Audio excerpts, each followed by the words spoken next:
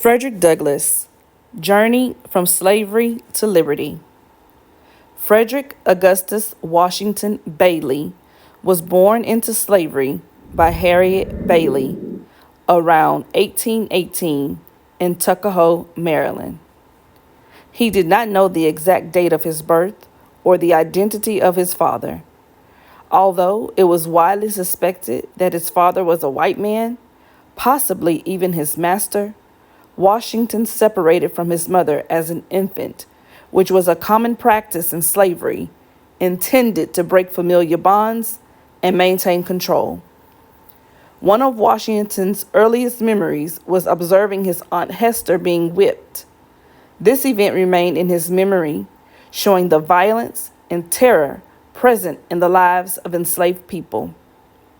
He described the constant fear, dehumanization, and denial of basic human rights that they experience daily. As a young boy, Frederick was sent to Baltimore to live with the Auld family. There, Sophia Auld started teaching him the alphabet. However, her husband stopped her, stating that literacy would ruin a slave. This led Frederick to understand that education was significant for gaining freedom. From that point, he taught himself to read and write in secret, even exchanging bread with poor white boys for lessons. As Frederick grew older, he was sent to work under Edward Covey, known as a slave breaker. Covey regularly disciplined Frederick in an attempt to subdue him. On one occasion, Frederick resisted, an event that Covey did not report. This incident represented a pivotal moment for Frederick, which he later described as a reviving to his sense of autonomy.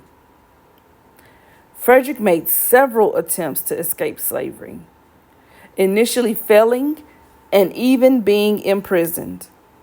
However, in 1838, with the assistance of Anna Murray, a free black woman who later became his wife, Frederick successfully escaped by disguising himself as a sailor and traveling north by train and boat.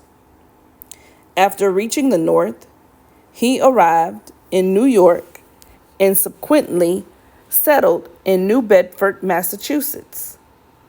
On September 4th, 1838, Frederick Augustus Washington Bailey changed his surname to Douglass, now known historically as Frederick Douglass.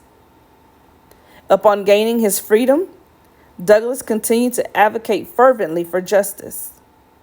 He became a powerful abolitionist speaker, telling his story to crowds who often couldn't believe that such eloquence could come from someone formerly enslaved. His autobiography, released in 1845, revealed the harsh realities of slavery to an international audience. Consequently, this exposure made him a target, necessitating his temporary relocation to the United Kingdom. Frederick returned to America a legally free man after British supporters raised money to purchase his freedom. He went on to publish his own anti-slavery newspaper, The North Star, and worked closely with other activists like William Lloyd Garrison and Susan B. Anthony.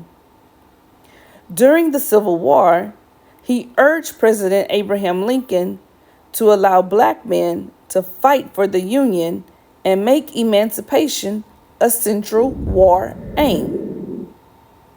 Frederick's life reveals several truths about slavery. First, that it was not just a system of forced labor. It was a system designed to break people's minds, bodies, and spirits. Second, it shows that enslaved people were not passive victims.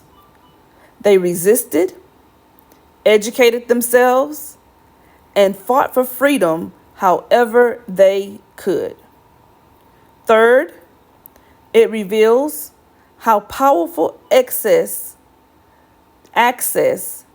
to education, community, and voice can be in reclaiming humanity. But even after slavery ended, the legacy continued. Today, the legacy of slavery still echoes. Mass incarceration disproportionately affect African Americans.